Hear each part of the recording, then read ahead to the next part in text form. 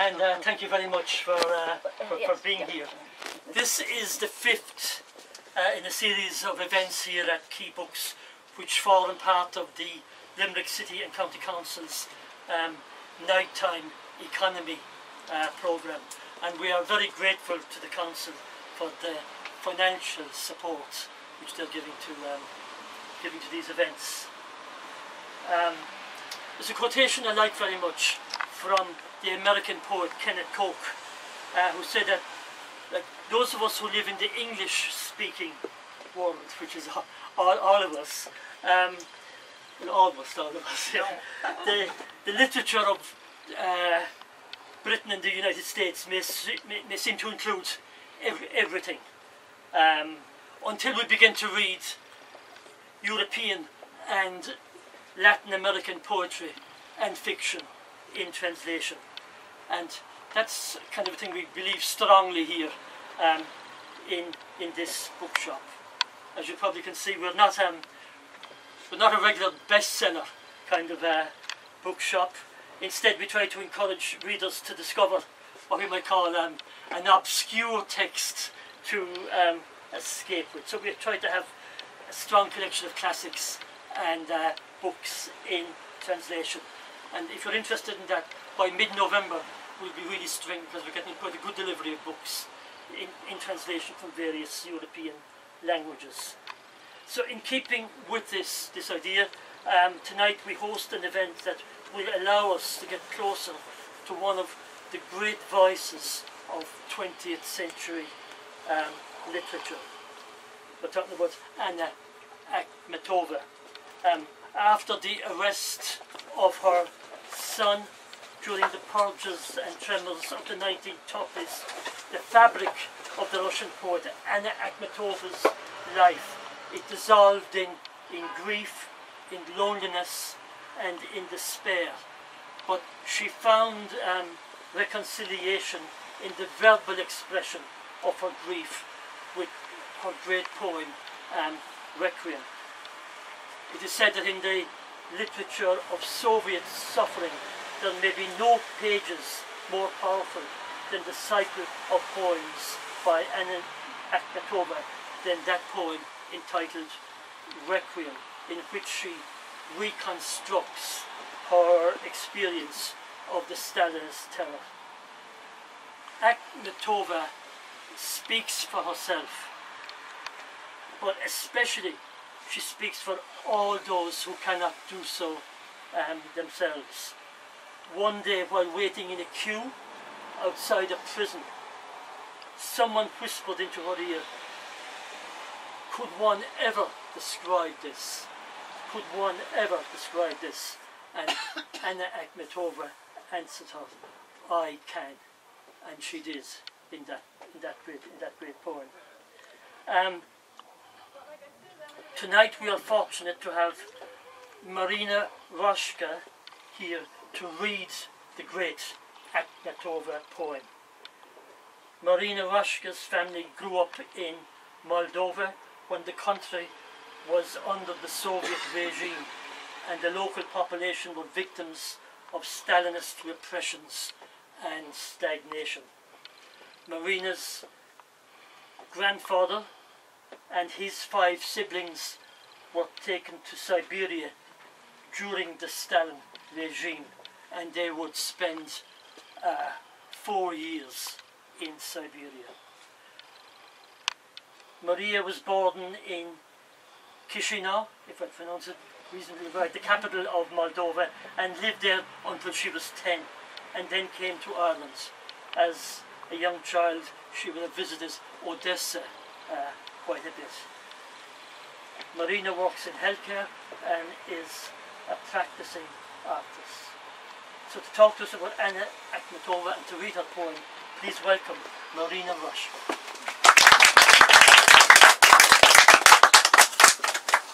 Thank you, Pat. I'm delighted to be here. This poem means a lot to me, and I think the more I read it, the more it almost hurts. But it's it's a great privilege to be here. So I'll just do a little introduction about Anna, and then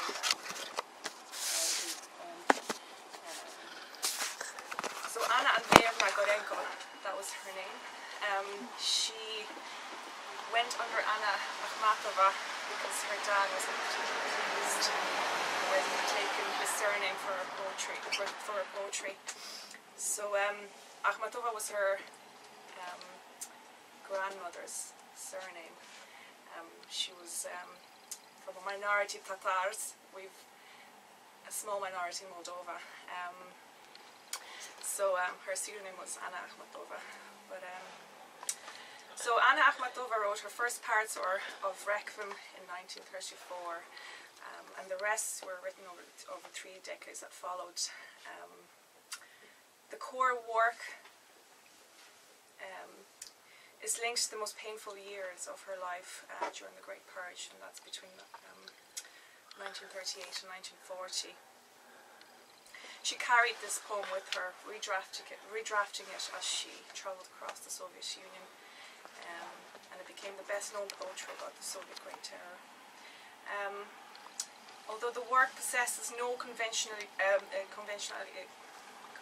defined plot, the 10 internal poems form a chronological revelation and documents the suffering of the Russian people. During the 1930s, Anna's family were victims of the Stalinist repressions, as you've mentioned. In 1934, her husband, Quay Books, was dismissed from the Russian Museum and arrested in 1935. Her son, Lev Gumilev, from her first husband, was arrested in the same year and detained since 1933. Anna went to Moscow and succeeded in getting her husband and son released at that time. In 1938, Gumilev, her husband, was again arrested and sentenced to 5 years in the Gulag. He subsequently died in 1949 in a labour camp. It was the series of painful and traumatic events that gave life to the verses of Requiem. Although the narrative focuses primarily around the first 17 months of her son's imprisonment between 1938 and 1939. Through the eyes of women who stood outside prisons for days, hoping for word about their loved ones, hoping to deliver a hat or a pair of salvaged gloves or shoes, hoping for one last glimpse before the inevitable sentence of death, or exile for a beloved son or husband, Akhmatova plumbs to the depths of unimaginable suffering and charts the journey of mourning and memorial. She sometimes writes in the first person, sometimes in the third person. Akhmatova becomes the voice of the people as she universalizes her personal pain over the repeated imprisonment of her son and the loss of friends and literary peers and to execution and exile. She remained in the Soviet Union throughout her whole life. She refused to leave the Soviet Union. She refused to leave her home country. And I think that's a really noble thing. Akhmatova allows the central figure to transcend her personal circumstances in an almost mystical and supernatural way, not to mitigate her pain or allow her a measure of peace, but to dignify and honour the ability of this woman and all women to confront their deepest grief and fear and survive. In the Requiem, Akhmatova has given suffering to its limit, and so there's nothing to fear.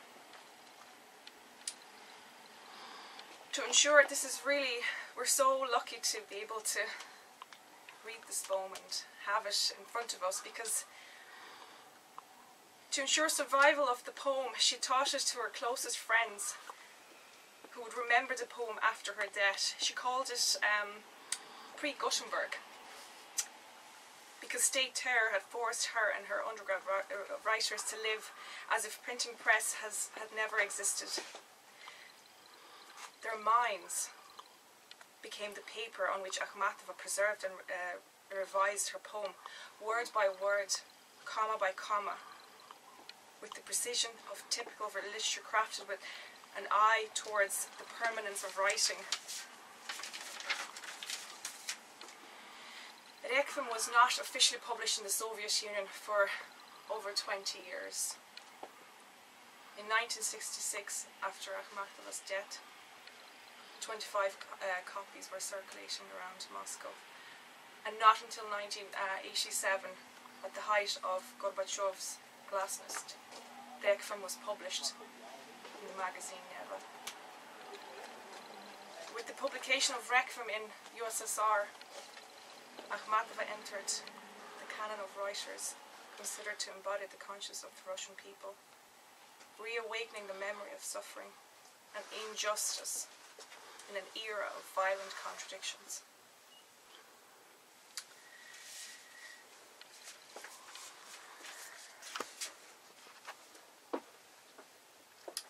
Requiem by Anna Akhmatova.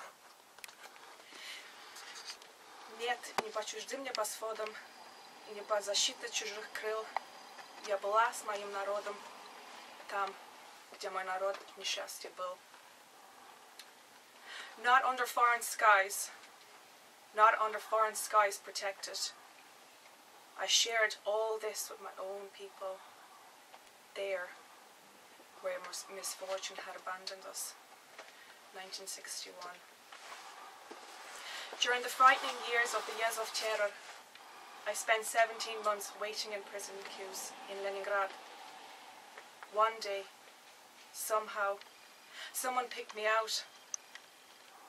On that occasion, there was a woman standing behind me, her lips blue and cold, who of course had never in her life heard my name. Jolted out of torpor, characteristic of all of us, she said into my ear. Everyone whispered there. Could one ever describe this? And I answered, I can. It was then that something like a smile slid across what had previously been just a face. The 1st of April in the year 1957, Leningrad. Dedication. Mountains fall before this grief. A mighty river stops its flow, but prison doors stay firmly bolted, shutting off convict burrows and an anguish close to death. Fresh winds softly blow for someone. Gentle sunsets warm them through. We don't know this. We are everywhere the same, listening to the scrape and turn of hateful keys and the heavy tread of marching soldiers, waking early, as if for early mass, walking through the capital. Run wild, gone to seed, would meet the dead, lifeless, the sun, lower every day, the Neva mistier, but hope still sinks forever in the distance. The verdict. Immediately a flood of tears, followed by a total isolation, as if a beating heart is painfully ripped out or thumped.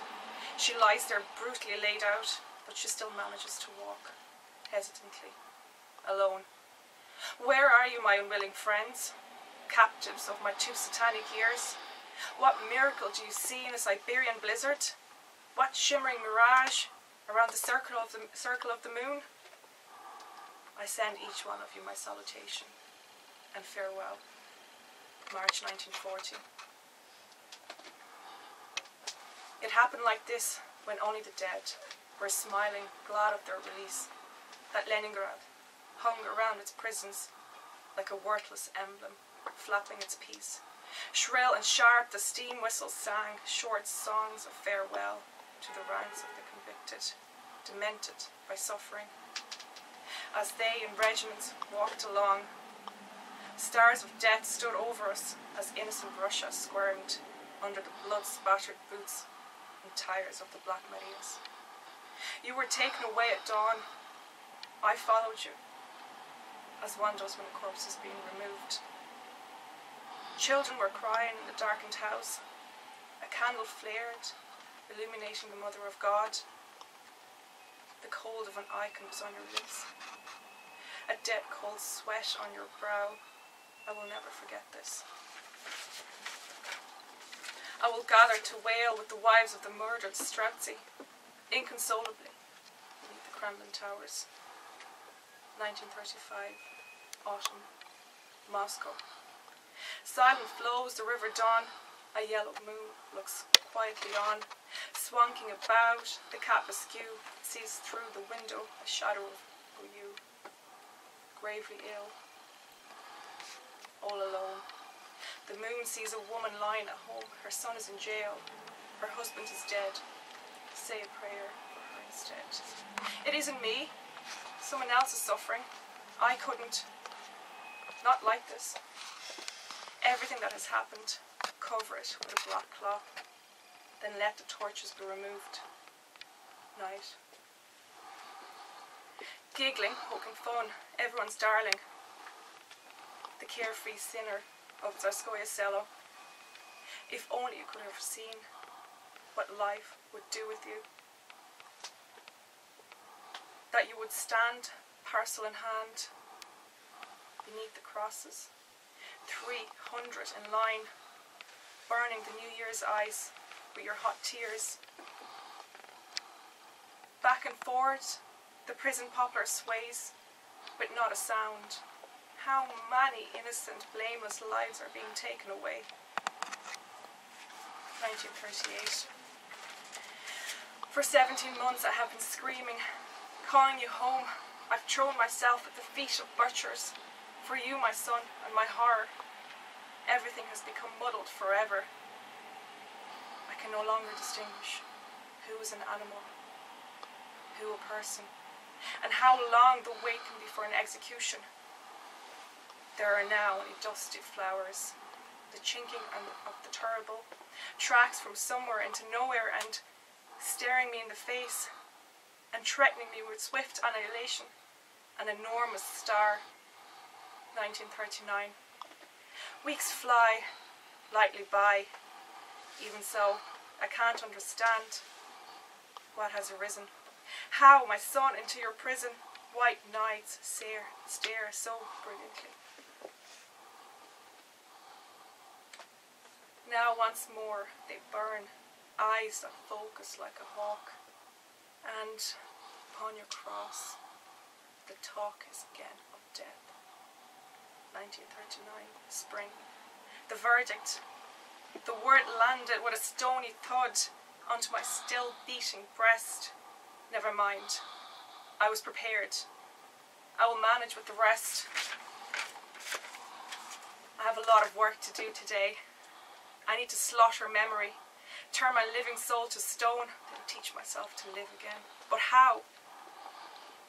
The hot summer rustles like a carnival outside my window. I have long had this premonition of a bright day in a deserted house. 22nd June 1939, summer, Fontani Dom. To death. You will come anyway, so why not now? I wait for you. Things have become so hard. I have turned out the lights and opened the door for you. So simple and so wonderful. Assume whatever shape you wish. Burst in like a shell of noxious glass. Creep up on me like a practiced bandit with a heavy weapon. Poison me if you want. With a typhoid exhalation, or with a simple tale prepared by you and known by all to the point of nausea. Take me before the commander of the blue cabs and let me glimpse the house administrator's terrified white face. I don't care anymore. The river Yenzi swirls on. The pole star blazes. The blue sparks of those much loved eyes close over and cover the final horror. 19 August 1939. Fontani Dom. Madness with its wings has covered half of my soul. It feeds me fiery wine and lures me into the abyss. That's when I understood, while listening to my alien delirium, that I must hand the victory to it. However much I nag, however much I beg, it will not let me take one single thing away. Not my son's frightening eyes, as suffering set in stone, or prison visiting hours, or days that end in storms, nor the sweet coolness of a hand, the anxious shade of lime trees, nor the light distant sound. My final comforting words. 14th May 1940, Fontana Dom. Crucifixion. Weep not for me, mother. I am alive in my grave. A choir of angels glorify the greatest hour. The heavens melted into flames. To his father he said, why hast thou forsaken me? But to his mother, weep not for me. 1940, Fontana Dom. Magdalena smote herself and wept. The favourite disciple turned to stone. But there, where the mother stood silent, not one person dared to look. 1943, Tashkent. Epilogue. I have learned how faces fall, how horror can escape from lowered eyes, how suffering can etch cruel pages of cuneiform-like marks upon the cheeks. I know how dark or ash-blonde strands of hair can suddenly turn white. I've learned to recognize the fading smiles upon submissive lips, the trembling fear inside a hollow laugh. That's why I pray not for myself, but all of you who stood there with me through fiercest cold and scorching July heat under a towering, completely blind red wall. The hour has come to remember the dead. I see you. I hear you. I feel you. The one who resisted for the long drag to open the window. The one who could no longer feel the kick of familiar soil beneath her feet. The one who, with a sudden flick of her head, replied, I arrive here as if I've come home. I'd like to name you all by name, but the list has been removed and there's nowhere else to look, so I have woven you this wide shroud out of the humble words I overheard you use. Everywhere, forever and always, I will never forget one single thing, even a new grief. Even if they clamp shut my tormented mouth through which 100 million people scream, that's how I wish them to remember me when I'm dead, on the eve of my Remembrance Day. If someone, someday in this country, decides to raise a memorial for me, I give my consent to this festivity. But only on this condition: do not build it by the sea where I was born. I have severed my ties with the sea. Nor in the Terrace Park by the hollowed stump, where an inconsolable shadow looks for me. Build it here, where I stood for 300 hours, and no one slid open the bolt. Listen, even in blissful death I fear that I will forget the Black Marias. Forget how hatefully this door slammed and an old woman howled like a wounded beast. Let the towing eyes flow like tears from my immovable bronze eyelids, and let the prison dove coo in the distance while ships sail quietly along the river. March 1940, Fontana Dom.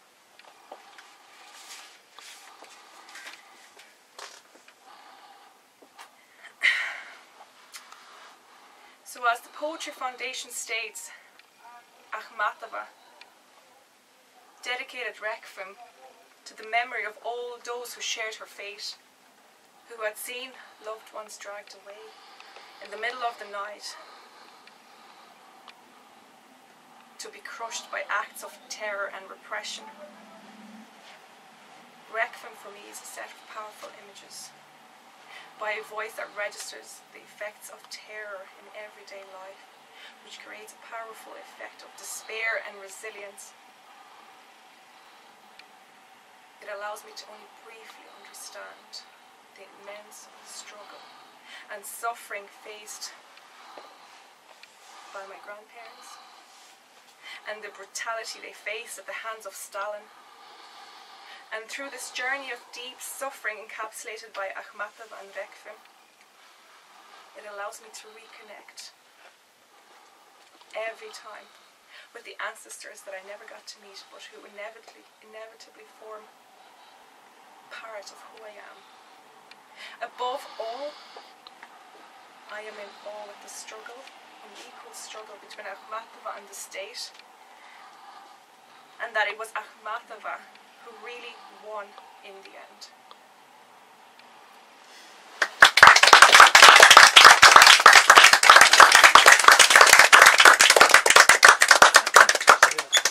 Thank you very much, Marina. I think we have been privileged to hear a great reading of a great poem, and I think that Marina's family and her grandparents, as she has just mentioned, give her an understanding of this poem that very few people would have. So I do think it's, all of us here tonight have been privileged to witness this experience. It has been a really special evening. Thank you very much.